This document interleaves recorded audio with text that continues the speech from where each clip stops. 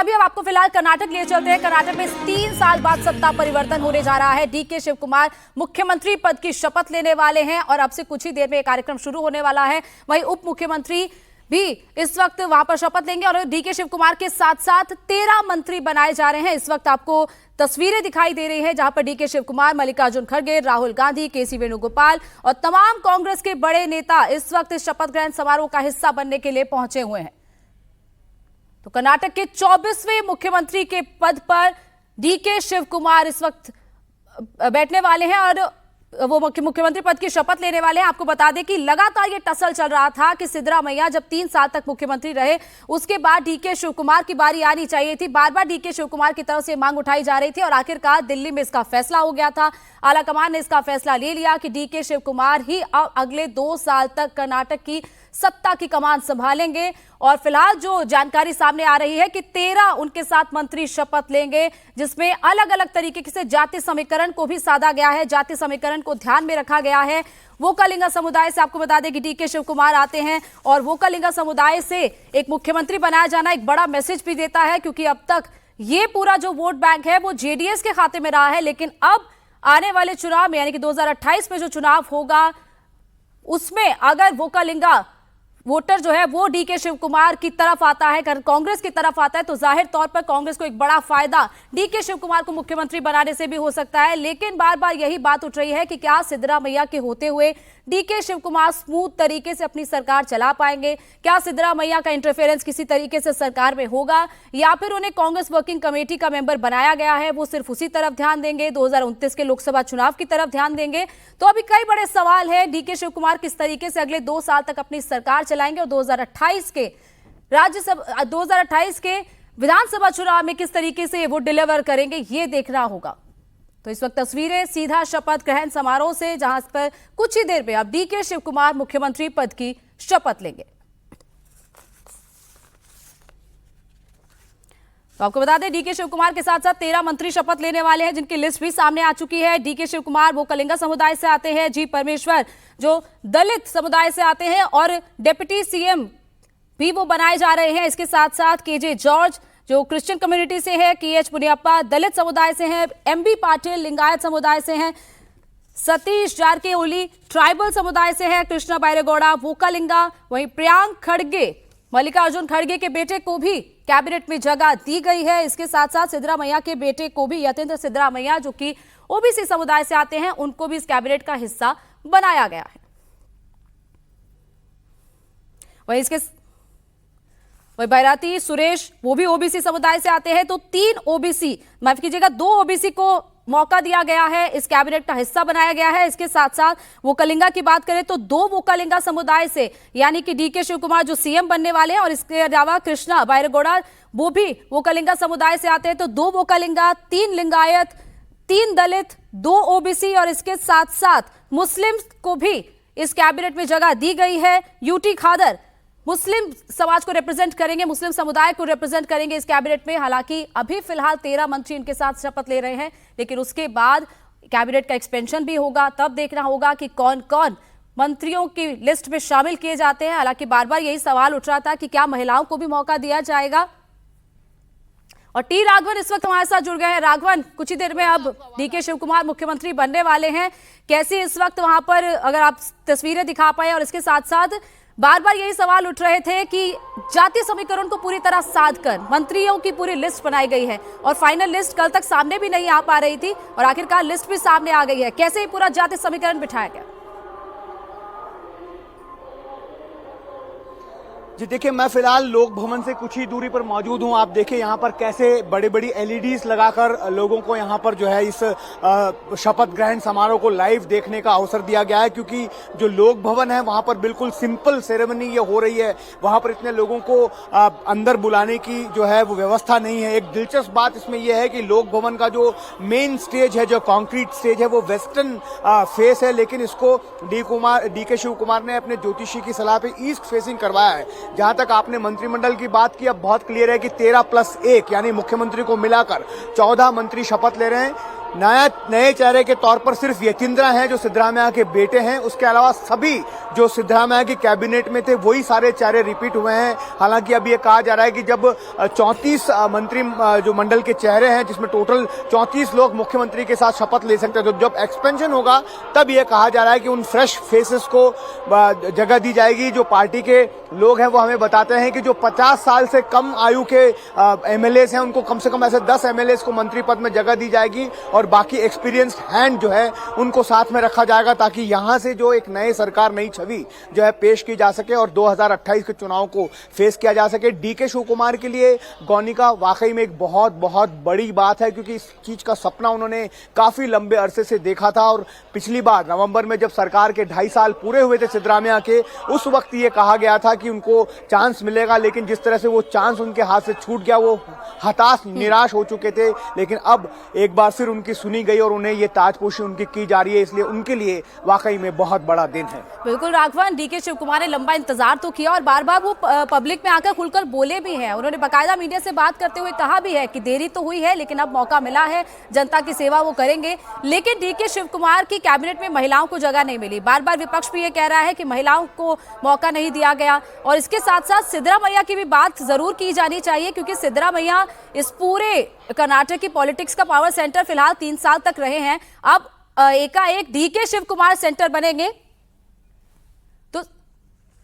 तो बिल्कुल टी राघवन से हम दोबारा से संपर्क करने की कोशिश करेंगे। लेकिन जिस तरीके से ये पूरी पॉलिटिक्स इस वक्त कर्नाटक की दिलचस्प हो गई है, क्योंकि अगले 2 साल अग्नि परीक्षा है डीके शिव कुमार की। किस तरीके से वो डिलीवर करते हैं अगले 2 साल में, वो क्या करेंगे, कैसे फैसले लिए जाएंगे, क्योंकि 3 साल तक जिस तरीके से सिद्धरामैया ने गवर्नमेंट चलाई है उसमें बड़ा चैलेंज है कि उस तरीके से गवर्नमेंट चलाई जाएगी।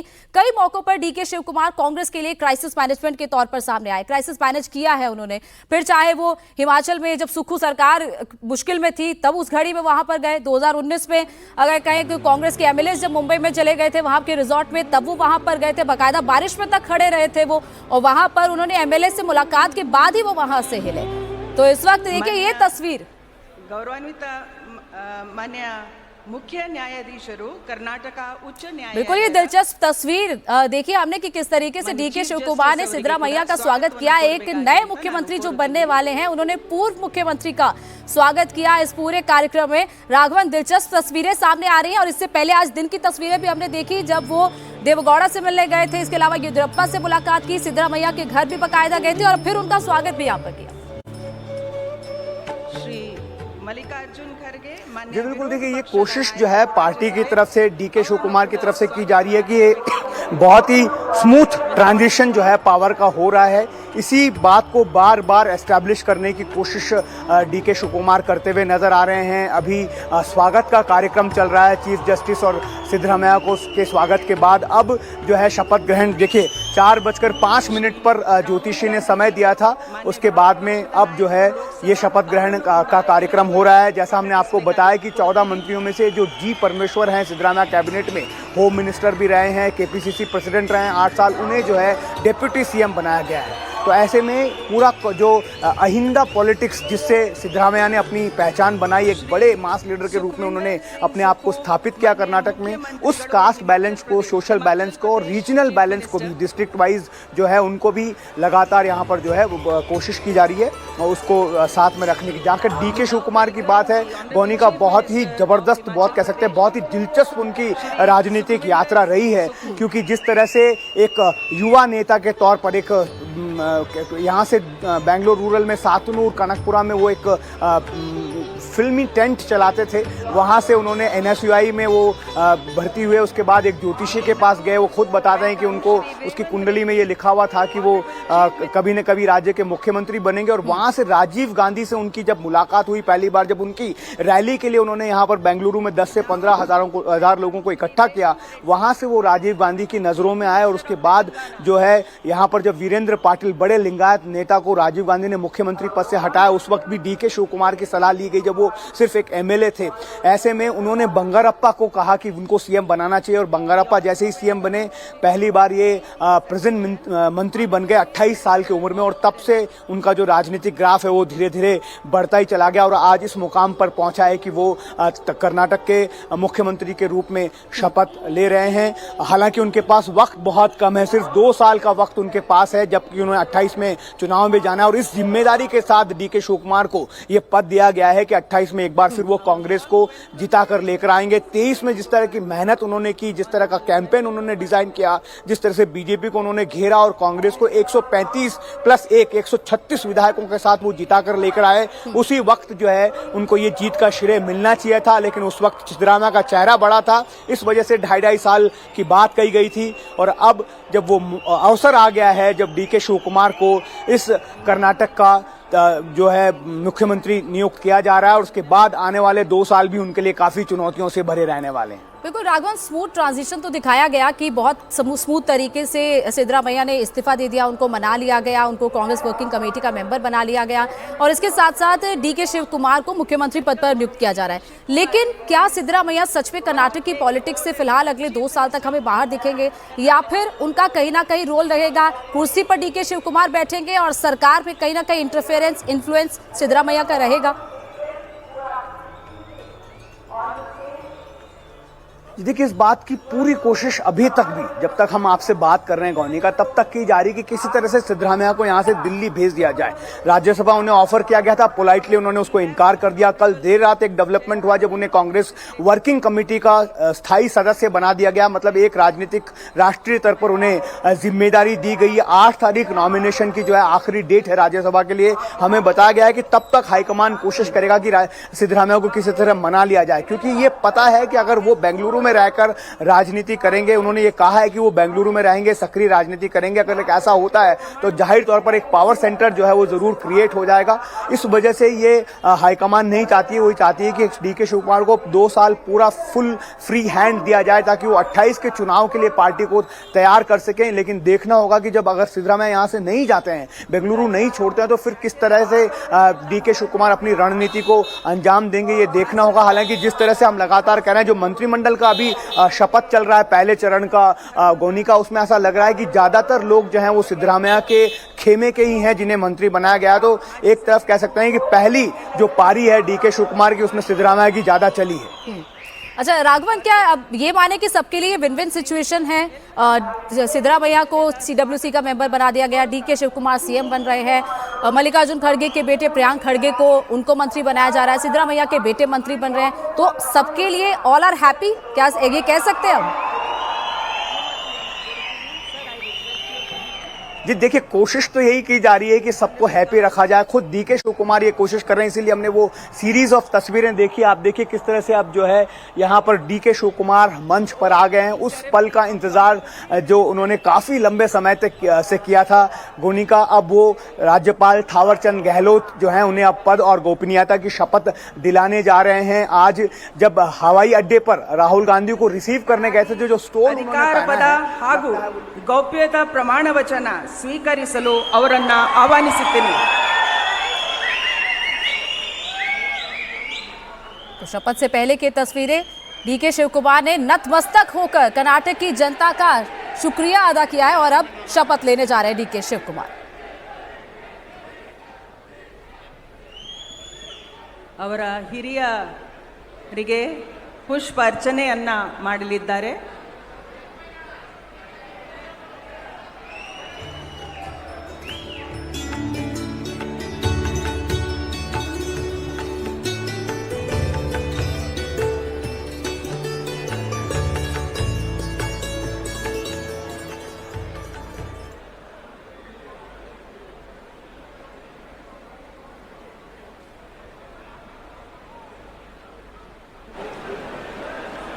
ಮಾನ್ಯ ರಾಜ್ಯಪಾಲರು ಈಗ ಪದವಿಯ ಅಧಿಕಾರ ಪದ ಹಾಗೂ ಗೌಪ್ಯತಾ ಪ್ರಮಾಣ ವಚನವನ್ನು ಬೋಧನೆ ಮಾಡಲಿದ್ದಾರೆ। ನಾನು ಡಿಕೆ ಶಿವಕುಮಾರ್ ಎಂಬ ಹೆಸರಿನಾದ ನಾನು ಕಾನೂನು ಮೂಲಕ ಸ್ಥಾಪಿತವಾದ ಭಾರತದ ಸಂವಿಧಾನ ವಿಷಯದಲ್ಲಿ ನಿಜವಾದ ಶ್ರದ್ಧೆ ಮತ್ತು ನಿಷ್ಠೆಯನ್ನ ಹೊಂದಿರುತ್ತೇನೆಂದು ನಾನು ಭಾರತದ ಸಾರ್ವಭೌಮತ್ವವನ್ನು ಮತ್ತು ಅಖಂಡತೆಯನ್ನು ಎತ್ತಿ ಹಿಡಿಯುತ್ತೇನೆಂದು ಮತ್ತು ಕರ್ನಾಟಕ ರಾಜ್ಯದ ಮುಖ್ಯಮಂತ್ರಿಯಾಗಿ ನನ್ನ ಕರ್ತವ್ಯವನ್ನು ಶ್ರದ್ಧಾಪೂರ್ವಕವಾಗಿ ಮತ್ತು ಅಂತಃಕರಣಪೂರ್ವಕವಾಗಿ ನಿರ್ವಹಿಸುತ್ತೇನೆಂದು ಭಯ ಅಥವಾ ಪಕ್ಷಾತೀತವಲ್ಲದೆ ದ್ವೇಷವಿಲ್ಲದೆ ಎಲ್ಲ ಬಗೆಯ ಜನರಿಗೆ ಸಂವಿಧಾನಕ್ಕೆ ಮತ್ತು ಕಾನೂನಿಗೆ ಅನುಸಾರವಾಗಿ ನ್ಯಾಯಯುತವಾಗಿ ಮಾಡುತ್ತೇನೆಂದು ನನ್ನ ಅಜ್ಜ ಗಂಗಾಧರಜ್ಜನ ಹೆಸರಿನಲ್ಲಿ ಪ್ರಮಾಣ ಮಾಡುತ್ತೇನೆ ಶ್ರದ್ಧಾಪೂರ್ವಕವಾಗಿ ಪ್ರತಿಜ್ಞೆಯನ್ನ ಮಾಡುತ್ತೇನೆ. सोनिया गांधी ने उनसे ಮಾನ್ಯ मुलाकात की थी और ಮುಖ್ಯಮಂತ್ರಿಗಳು उनसे ಈಗ कहा था ಪ್ರಮಾಣ कि ವಚನಕ್ಕೆ ಸಹಿ आप जब ಮಾಡಲಿದ್ದಾರೆ. बेल पर बाहर आओगे तो मैं आपको ನಾನು केपीसीसी प्रेसिडेंट ಡಿ ಕೆ बनाऊंगी, उसके ಶಿವಕುಮಾರ್ बाद ಎಂಬ आप मुझे जो है ಹೆಸರಿನ कर्नाटक ರಾಜ್ಯದ ಮುಖ್ಯಮಂತ್ರಿಯಾಗಿ ನನ್ನ ಪರ್ಯಾಲೋಚನೆಗೆ ತರಲಾಗುವ ಅಥವಾ ನನಗೆ ತಿಳಿಯದೆ ಬರುವ ಯಾವುದೇ मानना है क्योंकि विषय राजीव गांधी ने उस वक्त उन्हें ब्रेक दिया था जब वो युवा नेता थे. उसके बाद जब वो जेल गए 2019 में, उसके बाद सोनिया गांधी ने उन्हें एक बहुत बड़ा ब्रेक दिया. 20 में केपीसीसी का प्रेसिडेंट बनाया और 23 में उन्होंने कर्नाटक जो है जीत कर उन्हें दिखाया. तो इस वजह से वो गांधी फैमिली के लिए बहुत ज्यादा प्रतिबद्ध हैं, ऐसा कह सकते हैं. क्योंकि जब कोशिश की गई थी यहाँ पर बीजेपी की तरफ से कि उन्हें भी पार्टी में शामिल किया जाए, जहाँ पर 18-19 विधायक भी आपने देखा होगा, जो कर्नाटक का राजनीतिक इतिहास में किस तरह से ऑपरेशन लोटस की चर्चाएं उस वक्त हुई थी. लेकिन डी के शिवकुमार ने खुद को कांग्रेस का लॉयलिस्ट बताया. उस वक्त भी कहा कि वो गांधी फैमिली सोनिया गांधी के खिलाफ नहीं जाएंगे और शायद इसी बात का इनाम अभी उन्हें मिल रहा है. क्योंकि जिस तरह का रसूख, जिस तरह की जनप्रियता, लोकप्रियता सिद्धरामैया रखते हैं, बहुत आसान नहीं था उन्हें बिल्कुल सरकार के बीच में कार्यकाल में लोकप्रियता और करीबी भी दोनों नेता रहे हैं परिवार के, जो है उन्होंने डी के शिवकुमार ने दिखाई. बिल्कुल राजभवन गांधी परिवार के नजदीक दोनों ही नेता रहे हैं, फिर चाहे वो सिद्धरामैया हो चाहे डी के शिवकुमार हो. लेकिन एक दिलचस्प तस्वीर सामने आई जब डी के शिवकुमार ने मुख्यमंत्री पद की शपथ ली. उनके हाथ में संविधान की पुस्तक थी. आमतौर पर राहुल गांधी को हम कई बार वो पुस्तक हाथ में लिए हुए कई जगह पर देखते हैं और उन्होंने भी वही पुस्तक हाथ में पकड़कर शपथ ली है. राजभवन ಮಾನ್ಯ ಮುಖ್ಯಮಂತ್ರಿಗಳಿಗೆ जी बिल्कुल. देखिए, वो हमेशा जब भी वो शपथ लेते हैं, हमने पिछली बार भी जब 23 के चुनाव के बाद उन्होंने जब डिप्टी सीएम पोस्ट के लिए शपथ ली थी, उस वक्त भी उन्होंने जो बाकी जब नेता जो है ईश्वर की कसम खाते हैं, लेकिन उस वक्त भी डी के शिवकुमार ने संविधान की कसम खाकर ही पद और गोपनीयता की शपथ ली थी. और आज भी उनके हाथ में ये पुस्तक हम देख पा रहे हैं. ये एक मैसेज देने की भी कोशिश करते हैं डी के शिवकुमार की वो संविधान के प्रति प्रतिबद्ध है और उसी के हिसाब से अपनी सरकार को चलाएंगे. बहुत जैसा हम लगातार चर्चा कर रहे हैं कि उनके खिलाफ, उनके सामने चुनौतियां भी है. गौनिका, अभी आप जब देख रहे हैं वो डॉक्टर जी परमेश्वर हैं, सिद्धरामैया की कैबिनेट में होम मिनिस्टर रहे हैं. उससे पहले भी एक बार डिप्टी सीएम रह चुके हैं. 8 साल तक केपीसीसी का पदभार इन्होंने संभाला हुआ है और इस बार सिर्फ एक ही डिप्टी चीफ मिनिस्टर जो है डी के शिवकुमार की कैबिनेट में बनाया गया है. वो दलित नेता जो है जी परमेश्वर हैं. 2013 में जब कांग्रेस ने यहाँ पर जीत दर्ज की थी, उस वक्त इनको चीफ मिनिस्टर बनना था, लेकिन अनफॉर्चुनेटली वो अपना खुद चुनाव हार गए थे. इस वजह से उस वक्त सिद्धरामैया को मौका मिला चीफ मिनिस्टर बनने का. इनका सपना है कि ये भी चीफ मिनिस्टर बने, लेकिन आज इन्हें सिर्फ डिप्टी चीफ मिनिस्टर के पद पर संतोष करना पड़ेगा. राघवन, डिप्टी सीएम को लेकर बार बार अटकलें चल रही थी. कई दिनों से जो मीटिंग्स दिल्ली में चल रही थी उसमें ये कहा जा रहा था कि पहले 3 डिप्टी सीएम बनाए जाएंगे, फिर कहा जा रहा था 4 डिप्टी सीएम बनाए जाएंगे. कोई फॉर्मूला काम नहीं आया, सिर्फ एक डिप्टी सीएम. क्या इसमें डी के शिवकुमार की मानी गई? क्योंकि वो नहीं चाहते थे कि पावर जो है वो इतने लोगों में डिवाइड हो, पावर सेंटर सिर्फ मुख्यमंत्री रहे और उसके बाद अभी वो फिलहाल एग्री हुए जी परमेश्वर के डिप्टी सीएम बनाए जाने. जी बिल्कुल, आप बिल्कुल सही कह रही हैं. डी के शिवकुमार बिल्कुल भी नहीं चाहते थे कि उनके खिलाफ, उनके साथ में, माफ कीजिए, कोई भी एक डिप्टी चीफ मिनिस्टर बने. क्योंकि उस वक्त पहले ये सुझाया गया था कि 4 डिप्टी चीफ मिनिस्टर बनाए जाने चाहिए ताकि जो भी सोशल बैलेंस है उसको पूरी तरह से साथ में रखा जाए. उसके बाद फिर जब डी के शिवकुमार ने मना किया तो फिर 3 की बात हुई, फिर 2 कहा कि बनेंगे, लेकिन अब 1 ही बन रहे हैं. यहाँ पर 4 इसलिए कहा गया था कि वो गौड़ा है, गौड़ा से कोटे से वो मुख्यमंत्री बन रहे हैं, तो लिंगायत, दलित और अल्पसंख्यक को जो है डिप्टी सीएम बनाया जाना चाहिए ताकि वो बैलेंस जो है उसको बरकरार रखा जा सके. लेकिन डी के शिवकुमार ने कहा जा रहा है कि बहुत परस्यू किया और हाईकमान को ये मनाने में वो राजी हो गए कि जो भी मिनिस्टर्स बनाए जा रहे हैं, पहले चरण में जो मिनिस्टर्स बनाए जा रहे हैं, उससे हम ये संकेत दे सकते हैं कि हमने जो है कास्ट बैलेंस को, कास्ट इक्वेशंस को जो है पूरी तरह से बैलेंस किया है. इस वजह से हम देख रहे हैं कि जितने भी मिनिस्टर्स बनाए गए उसमें 3 दलित हैं, 2 लिंगायत चेहरे हैं, 3 वोकलिगा चेहरे हैं, उसके अलावा ओबीसी को है, अल्पसंख्यक अल्पसंख्यक जो हैं, एक मुस्लिम और एक क्रिश्चियन जो है इसमें आपको मंत्री बनते हुए नजर आ रहे हैं। तो वो कास्ट इक्वेशन, जो सोशल बैलेंस का ध्यान जो है वो मंत्रिमंडल की संरचना में रखा गया है और डीके शिव कुमार की इस बात को मानते हुए सिर्फ एक ही डिप्टी सीएम उन्हें दिया गया है। जब सिद्धरामैया सीएम थे तब वो अकेले डिप्टी सीएम थे, अब डीके शिव कुमार सीएम है तो उनके डिप्टी सिर्फ डॉक्टर परमेश्वर होंगे। राघवन, बार बार यही बात आ रही है कि 2 साल उनके पास है, लेकिन चैलेंजेस उनके पास सामने बहुत है। 2028 का विधानसभा चुनाव है, 2029 का लोकसभा चुनाव है, लेकिन 1985 के बाद ऐसा कभी नहीं हुआ कि किसी भी सरकार ने रिपीट किया हो, किसी भी पार्टी की दोबारा सरकार बनी हो। क्या डीके शिव कुमार ये करने में सफल हो पाएंगे? क्या वो ये 4 दशक की जो परंपरा चलती है, ये जो चेन चलती है, उसे तोड़ पाएंगे? जी देखिए, यही एक चैलेंज उनके सामने बड़ा है, इसीलिए वो ऑर्गेनाइजेशन के मैन कहे जाते हैं। मैनेजमेंट उनका स्किल जो है वो बहुत तगड़ा है, ट्रबल शूटर कहे जाते हैं, चाणक्य कहे जाते हैं कर्नाटक को। और यही वजह है कि शायद हाईकमान ने उनके ऊपर इतनी बड़ी जिम्मेदारी सौंपी है। 1985 के बाद आज तक कर्नाटक की जनता ने किसी भी सरकार को 2 बार यहाँ पर लगातार शासन करने का मौका नहीं दिया और यही एक बड़ा चैलेंज उनके लिए है। हालांकि जिस तरह से सरकार चली है पिछले 3 साल, उसमें भी जो गारंटी स्कीम्स की वजह से भले ही सरकार को लोगों के बीच में एक लोकप्रियता मिली हो, लेकिन फाइनेंसेस को लेकर अगर हम बात कर लें, राजस्व को लेकर बात कर लें, तो बहुत ज्यादा क्रिटिसिज्म जो है सरकार को झेलना पड़ा है।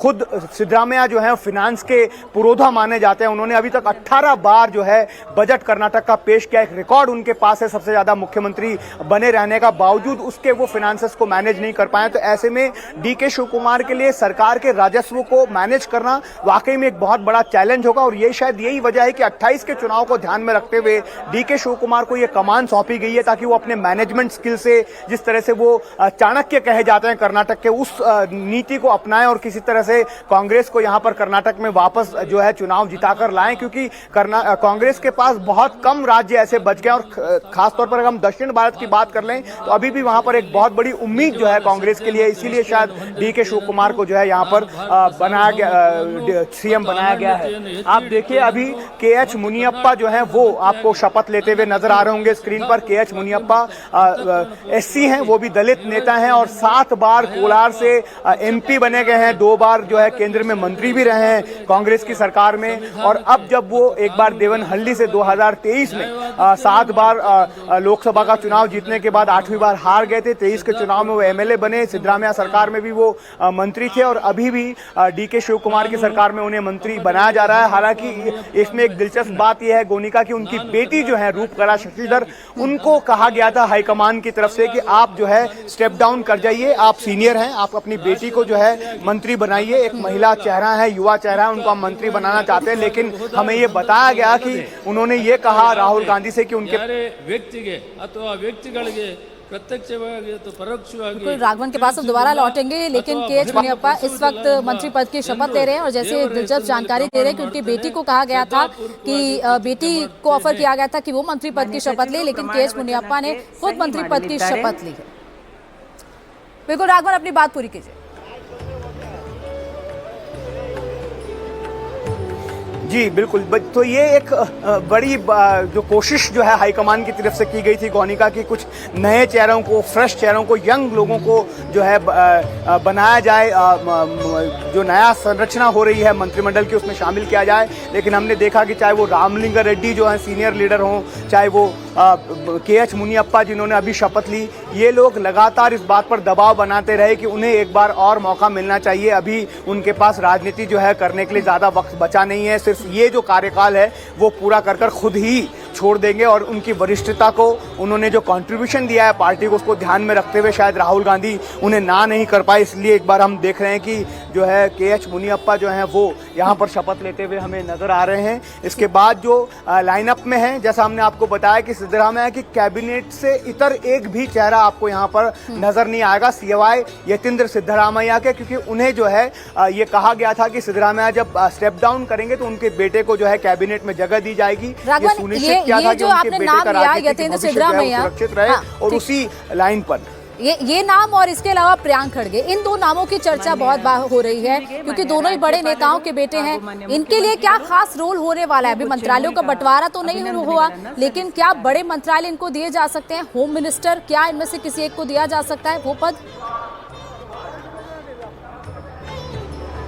देखिए प्रियांक खरगे की हम पहले बात कर लेते हैं क्योंकि वो काफी चर्चित चेहरा रहे हैं और मल्लिकार्जुन खरगे के बेटे हैं, चित्तारुपुरा से एमएलए हैं। काफी लंबी अवधि उन्होंने जो है लगातार एमएलए के तौर पर बिताई है, तो वो एक मजबूत नेता हैं, कह सकते हैं दलित नेता हैं। भले ही वो अपने पिता के नाम से ज़्यादा जाने जाते हैं, लेकिन उन्होंने अपनी काबिलियत के हिसाब से भी मंत्री रहते हुए जो है अच्छा परफॉर्मेंस किया। आईटीबीटी यहाँ पर अभी आरडीपीआर मिनिस्टर हैं प्रियांक खरगे, लेकिन इस बार ये कहा जा रहा है कि उन्हें गृह मंत्री जरूर बनाया जा सकता है। खुद मल्लिकार्जुन खरगे उसके लिए पिच कर रहे हैं कि उन्हें गृह मंत्री बनाया जाए। अभी आप जो देख रहे हैं वो केजे जॉर्ज हैं, ये ऊर्जा मंत्री रहे हुए हैं। दोनों ही बार सिद्धरामैया जब मुख्यमंत्री रहे थे, ये कह सकते हैं कि बैकबोन कहे जाते हैं इन टर्म्स ऑफ कांग्रेस की जो है हेल्प करने के हिसाब से बड़े बिजनेसमैन। इनके बारे में एक दिलचस्प बात मैं अगर आपको बताना चाहूँ तो ये नहीं चाहते थे कि ये मंत्री बने। इनका ये कहना था कि वो राज्यसभा में जाना चाहते हैं। उनके बेटे जो है राणा जॉर्ज, उनको इन्होंने पिच किया था। इन्होंने कहा था कि बाई इलेक्शन जब होगा तो मेरा बेटा राणा जॉर्ज जो है वो सर्वज्ञ नगर, जहां से ये एमएलए हैं, वहां से वो चुनाव जीतेगा और मंत्री बन जाएगा। लेकिन इन्हें फिलहाल उस वक्त ये भी कहा जा रहा था कि जो सिद्धरामैया राज्यसभा जाने की बात कर रहे थे, कोशिश की जा रही थी आला कमान की तरफ से, लेकिन फिर हमने देखा कि केजे जॉर्ज जो है अभी यहाँ पर मंत्री बनते हुए नजर आ रहे हैं, क्योंकि पार्टी को ऐसा लगा कि अभी वो वक्त आया नहीं कि उनके बेटे को जो है ये कमान दी जा सके। इस बार एक बहुत ही मजबूत कड़ी पार्टी की माने जाते हैं इन टर्म्स ऑफ पार्टी की फंडिंग को अगर हम ध्यान में रखें तो। बड़े बिजनेसमैन हैं, तो इस वजह से इनको और लंबा राजनीतिक अनुभव है इनका, इस वजह से केजे जॉर्ज को यहाँ पर जो है मौका दिया जा रहा है। ऊर्जा मंत्री रहे हैं, हो सकता है कि इनका पोर्टफोलियो कंटिन्यू भी डीके शिव कुमार के मंत्रिमंडल में और बड़े नेता हैं, अनुभवी नेता हैं। कांग्रेस के सबसे जो अनुभवी लीडर्स हैं उनमें से एक शामिल है। कर्नाटक के गृह मंत्री रह चुके हैं। सिद्धरामैया सरकार में ये ऊर्जा मंत्री पहले ही रह चुके हैं। और इसके साथ साथ जैसे राघवन बता रहे थे कि इन्होंने स्टेप डाउन करना चाहा था, लेकिन आलाकमान ये चाहता था कि वो अपने इस टर्म को पूरा करें, वो फिलहाल मंत्री बने और डीके शिव कुमार की इस कैबिनेट का हिस्सा बने। लेकिन राघवन, ये पूरी अगर कैबिनेट की अगर आप लिस्ट देखते हैं, बार बार कई नाम आ रहे थे कि ये हो सकते हैं शामिल, ये हो सकते हैं, लेकिन जब एक फाइनल कैबिनेट की लिस्ट आती है, इसमें आपको क्या लग रहा है देखकर? क्या सिद्धरामैया को खुश करने की कोशिश की गई है? क्या डीके शिव कुमार को खुश करने की कोशिश की गई? क्या बैलेंस बनाया गया? क्योंकि सिद्धरामैया की नाराजगी भी आला कमान या कांग्रेस झेल नहीं सकता है, उनके लिए एक अच्छा मैसेज नहीं है।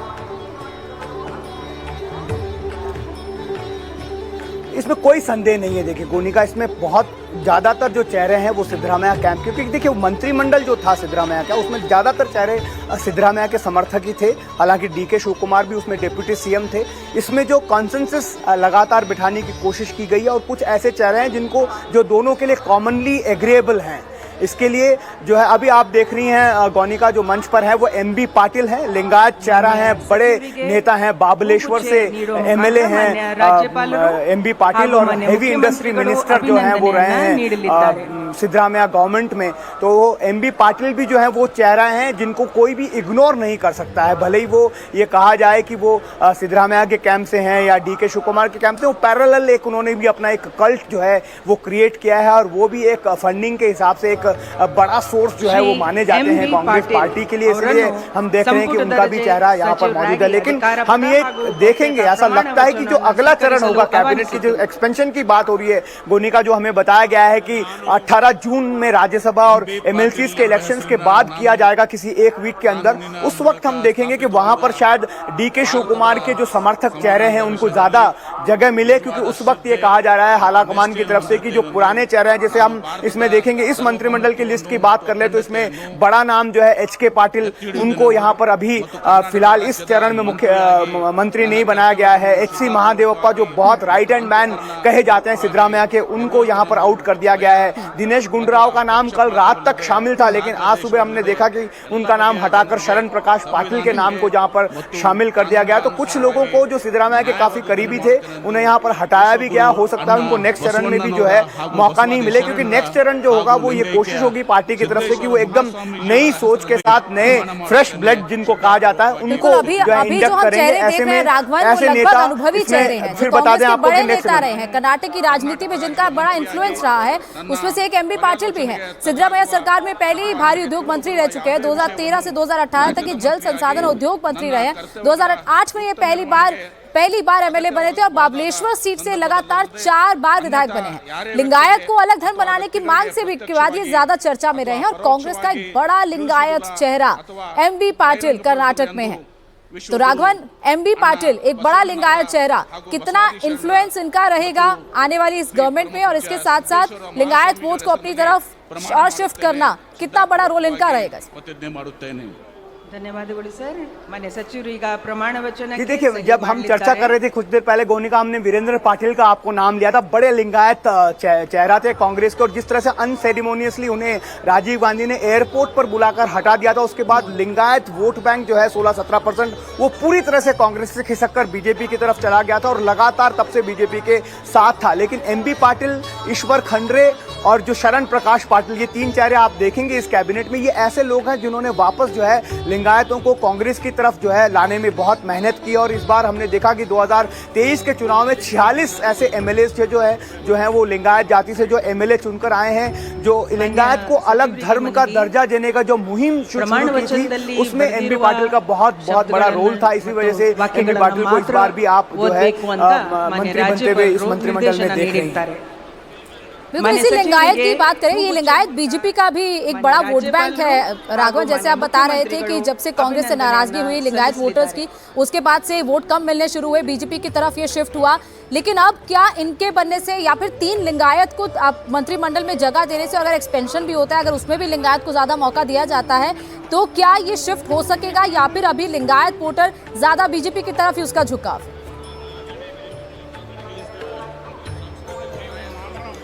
जी देखिए, अगर हम सिद्धरामैया गवर्नमेंट की बात करने, इसी सरकार के कंटिन्यूएशन है, क्योंकि यहाँ पर उस वक्त जो है 5 लिंगायतों को मंत्री पद मिला था, तो हो सकता है कि इसमें और जो है लिंगायत जोड़े जाएं, क्योंकि ये लगातार कोशिश रहेगी कांग्रेस की कि कम से कम सांकेतिक तौर पर, ऑप्टिक्स के तौर पर ये दिखाया जाए कि लिंगायतों को जो है बहुत प्रोमिनेंस जो है कांग्रेस सरकार देती है। अभी आप जो मंच पर देख रहे हैं वो भी एक बहुत सीनियर चेहरा है, रामलिंगा रेड्डी इनका नाम है।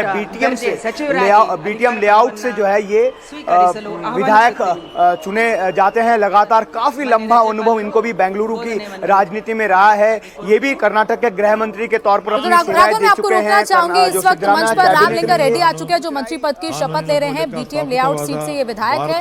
बेंगलुरु शहर के बड़े कांग्रेस नेताओं में ये शामिल है। कर्नाटक के गृह मंत्री और ये परिवहन मंत्री भी रह चुके हैं, और इसके साथ साथ हिंदू धर्मदान विभाग का मंत्रालय भी ये संभाल चुके हैं। वहीं इनके पॉलिटिकल करियर की बात करें तो 1985 से लगातार विधानसभा चुनाव जीत रहे हैं, कई बार ये एमएलए रहे हैं, और अब उनको भी डीके शिव कुमार की इस कैबिनेट का हिस्सा बनाया गया है। वो मंत्री पद की शपथ ले रहे हैं। राघवन, अपनी बात करें। ಜನರಿಗೆ ಸಂವಿಧಾನಕ್ಕೆ ಮತ್ತು ಕಾನೂನಿಗೆ ಅನುಗುಣವಾಗಿ जी बिल्कुल, इन्हीं की चर्चा मैं भी कर रहा था गौनिका, और इनकी बेटी हैं सौम्या रेड्डी, जिन्होंने कोशिश की थी इस बार जयानगर से चुनाव लड़ने की। हालांकि वो बहुत कम मार्जिन से हार गई थी। अगर वो जीतती तो क्या पता इस बार इस मंत्रिमंडल में वो जरूर जो है हिस्सा होती। 2023 की मैं बात कर रहा हूँ, अभी तो 100% उनका चांस बनता था, क्योंकि इस बार राहुल गांधी ने एक मैसेज जो देने की कोशिश की है कर्नाटक कांग्रेस यूनिट को, उसमें यह भी कहा गया है कि ज्यादा से ज्यादा महिलाओं को भी तरजीह दी जाए। हालांकि पहले जो 14 चेहरे आपको आज मंत्रिमंडल में नजर आएंगे, इसमें एक भी महिला नहीं है, क्योंकि इसमें कोशिश की गई थी कि रूपकला शशिधर, जिसका हमने जिक्र किया था, केएच मुनियप्पा की बेटी, उनको यहाँ पर लाया जाए। लक्ष्मी हेब्बालकर पिछली सरकार में सिद्धरामैया के उसमें बाल विकास कल्याण मंत्री रही हैं, हो सकता है कि अगले उसमें नंबर उनका आ जाए। लेकिन इस बार के जो चेहरों में महिला नेता हमको नजर नहीं आ रही। रामलिंगा रेड्डी एक तरह से ये भी एक बड़ा चेहरा है, इनको भी इग्नोर नहीं किया जा सकता। ये अदर्स कैटेगरी में आते हैं। ये एक्चुअली रेड्डी वोकली का जो कैटेगरी है, बहुत बड़ा एक वोट बैंक है कांग्रेस का, हालांकि बहुत लिमिटेड है, लेकिन ये हमेशा कांग्रेस के लॉयलिस्ट रही है ये जाति। इसी वजह से रामलिंगा रेड्डी को भी इस बार डीके शिव कुमार के कैबिनेट में जगह दी गई है। राघवन, क्योंकि हर अगर फैसले के लिए कहें तो सीएम बदलना है, सिद्धरामैया को हटना है, डीके शिव कुमार को सीएम बनना है, इसके लिए दिल्ली चक्कर लगाए गए। दिल्ली तक 2 दिन तक दिल्ली में रहे दोनों नेता। उसके बाद कौन कौन मंत्री बनेगा, डिप्टी सीएम कौन बनेगा, डिप्टी सीएम कितने बनेंगे, इसके लिए भी दिल्ली आना पड़ा। हाईकमान से मीटिंग करनी पड़ी। मीटिंग कई घंटे तक चलती थी। ऐसा तो नहीं कि आगे भी कुछ फैसलों के लिए दिल्ली ही आना पड़ेगा, आगे भी कहीं ये सरकार स्टेबल बनकर रहेगी, या फिर सिद्धरामैया के कर्नाटक में रहने से ये सरकार कहीं ना कहीं अनस्टेबल हो जाएगी? क्या ऐसा हो सकता है? ಅಧಿಕಾರ ಪದವನ್ನು ಸ್ವೀಕರಿಸಲು ಕೋರುತ್ತೇನೆ। जी देखिए गोनिका, इसमें जरूर डीके शिवकुमार की भी ये कोशिश रहेगी कि वो कुछ भी ऐसा फैसला लेने से पहले आलाकमान को कॉन्फिडेंस में जरूर ले लें, क्योंकि उनको पता है कि उनकी राह जो है वो इतनी आसान नहीं है। मुख्यमंत्री बनने का उनका सपना तो पूरा हो गया, लेकिन सरकार को चलाना और लगातार ऐसे लोगों के साथ डील करना जो लंबे समय से सिद्धरामैया के लॉयलिस्ट रहे हैं, तो उनके लिए एक चैलेंज जरूर होगा। लेकिन वो इसीलिए मैं कह रहा हूं कि वो कोशिश करेंगे कि लगातार जो है उनको कॉन्फिडेंस में लिया जाए आलाकमान को, और हर बार ये कहा जाए कि आलाकमान ने कहा है इसलिए मैं इसको कर रहा हूं। तो ऐसे में उनको कम रिस्क लेना पड़ेगा, इसलिए मुझे लगता है कि वो इसी रास्ते को टो करेंगे जो इनके प्रेडिसेसर जितने भी आज तक मुख्यमंत्री बने हैं वो भी यही काम करते हैं। जब मामला फंसता है तो वो आलाकमान के कंधे पर रखकर बंदूक चलाना शुरू कर देते हैं। मुझे लगता है डीके शिवकुमार भी उसी को फॉलो करेंगे, वही उनके लिए सरकार चलाने का सबसे सेफ तरीका भी है। बिल्कुल, सतीश जारकिहोली इस वक्त मंत्री पद की शपथ ले रहे हैं। सिद्धरामैया के बाद अगर इंदा पॉलिटिक्स का कोई दूसरा सबसे बड़ा चेहरा है तो वो सतीश जारकिहोली है। 2004 से ये यमकान मर्डी सीट से लगातार विधायक रहे हैं। बेलगावी जिले से सबसे प्रभावशाली दलित नेता हैं। कर्नाटक कांग्रेस कमेटी के वर्किंग प्रेसिडेंट भी ये रहे। तो आपको जिस तरीके से हम बता रहे हैं कि एक्सपीरियंस्ड, अगर ये पूरे 13 चेहरे कहें तो कांग्रेस के बड़े नेता हैं, कांग्रेस के सभी एक्सपीरियंस नेता हैं। सिद्धरामैया गवर्नमेंट में जो मंत्री पहले ही रहे हैं वही लगभग सारे मंत्रियों को रिपीट किया गया है, एक्सेप्ट यतेंद्र सिद्धरामैया जो कि डीके शिवकुमार की कैबिनेट में एक नया चेहरा है। सिद्धरामैया के स्टेप डाउन करने के बाद सीएम, उसके बाद अब यतेंद्र सिद्धरामैया को मौका दिया गया है, वो भी कुछ देर में मंत्री पद की शपथ लेंगे। लेकिन राघवन, बेहद दिलचस्प ये कर्नाटक की पॉलिटिक्स है। अगर कहें तो डीके शिवकुमार ने एक लंबा इंतजार किया, पहले 2.5 साल का फॉर्मूला था, 2.5 साल से 3 साल हो गए, लेकिन उनका पेशेंस लूज होता जा रहा था। और ये पेशेंस अब आलाकमान ने भी इसे भांप लिया था कि अगर ये डीके शिवकुमार को मौका नहीं दिया जाता है तो ये कांग्रेस के लिए भी एक अच्छा संकेत नहीं है। कर्नाटक मान्य राज्यपालರು ಹಾಗೂ मान्य मुख्यमंत्रीಗಳು शुभाशयಗಳನ್ನು ಕೋರುತ್ತಿದ್ದಾರೆ। बिल्कुल, देखिए इसी वजह से बहुत लंबा वक्त कांग्रेस ने लिया। कोशिश ये की कि जिस तरह से बिहार मॉडल जो बीजेपी का है, जिसमें उन्होंने नीतीश कुमार को बड़ी आसानी से वहां से मुख्यमंत्री पद से स्टेप डाउन करवाकर और राज्यसभा में भेज दिया था, शायद वही पैटर्न जो है कांग्रेस भी यहाँ पर अपनाना चाहती थी ताकि ये टसल जो है वो नहीं हो। लेकिन सिद्धरामैया उसके लिए नहीं माने हैं। जो सतीश जारकिहोली की आपने बात की, गोनिका, पार्टी हाईकमान डीके शिवकुमार नहीं चाहते थे कि वो मंत्री बने। उनको केपीसीसी अध्यक्ष बनाने की बात जो है वो कही गई थी। उन्हें कहा गया था कि आपको केपीसीसी अध्यक्ष बनना है, लेकिन उन्हें पता था कि अगर वो सिर्फ अध्यक्ष बनकर रह जाएंगे, मंत्री नहीं बनेंगे, तो बेलगावी जहां डिस्ट्रिक्ट में जो प्रभावशाली राजनीति वो करते हैं वहां से उनका होल्ड खत्म हो जाएगा और लक्ष्मी हेब्बालकर जो है वहां पर उनका दबदबा कायम हो जाएगा। इसीलिए उन्होंने केपीसीसी अध्यक्ष पद की बजाय मिनिस्टर रहने में अपनी भलाई समझी और हाईकमान को ये साफ कह दिया कि अगर उन्हें दोनों दिया जाए नहीं तो वो सिर्फ मंत्री बनेंगे, इसलिए उन्हें अभी मंत्री बनाया गया है। अब केपीसीसी अध्यक्ष कौन होंगे, ये बात भी अब सवाल भी उठ रहा है। तो इसमें हम आपको बता दें कि सबसे आगे जो नाम चल रहा है वो बीके हरिप्रसाद का है, जो जिन्होंने डीके शिवकुमार के साथ साथ ही अपनी राजनीति कांग्रेस में शुरू की थी। ओबीसी नेता है, नेशनल लेवल पर बड़ा जाना पहचाना नाम है और नेशनल और रीजनल जो है कनेक्ट को वो काफी अच्छे से जानते हैं। इसीलिए हो सकता है कि उनको यह मौका दिया जाए। उनका नाम अब सबसे आगे चल रहा है। बिल्कुल, ये देखना होगा कि क्या बीके हरिप्रसाद सच में केपीसीसी के प्रेसिडेंट बनते हैं, किसी और को मौका दिया जाता है या उन्हें मौका दिया जाता है। एक और मंत्री शपथ ले रहे हैं, कृष्णा बैरेगौड़ा, जो सिद्धरामैया सरकार में रेवेन्यू मिनिस्टर रहे हैं। 2013 से 2018 तक वो कर्नाटक के कृषि मंत्री भी रहे हैं और 2008 से लगातार सभी विधानसभा चुनाव वो जीते आए। अच्छे परफॉर्मर हैं, बेदाग छवि वाले नेता की तौर पर उनकी पहचान है और यही वजह है कि उनको फिर से मौका दिया गया है। सिद्धरामैया की गवर्नमेंट में भी ये मंत्री रहे हैं और अब डीके शिवकुमार की कैबिनेट में भी इनको रिपीट किया गया है। कृष्णा बैरेगौड़ा, इनके बारे में क्या चर्चा चलती रहती है लगातार कर्नाटक में, कहे क्योंकि एक बड़े नेता हैं, लगातार अपने चुनाव भी जीतते आए हैं, बेदाग छवि है राघव इनकी।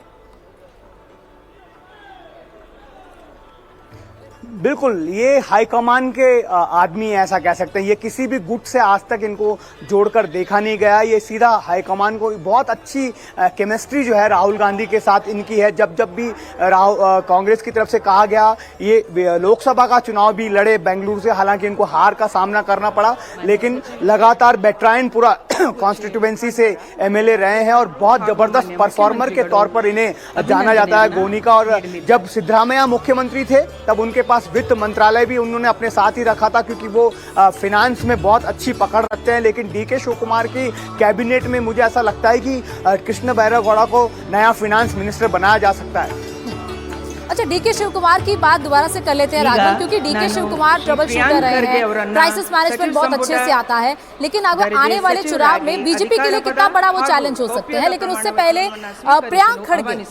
प्रियांक खड़गे मंत्री पद की शपथ ले रहे हैं। कर्नाटक कांग्रेस में बड़ा दलित चेहरा है मल्लिकार्जुन खड़गे, कांग्रेस अध्यक्ष के बेटे हैं।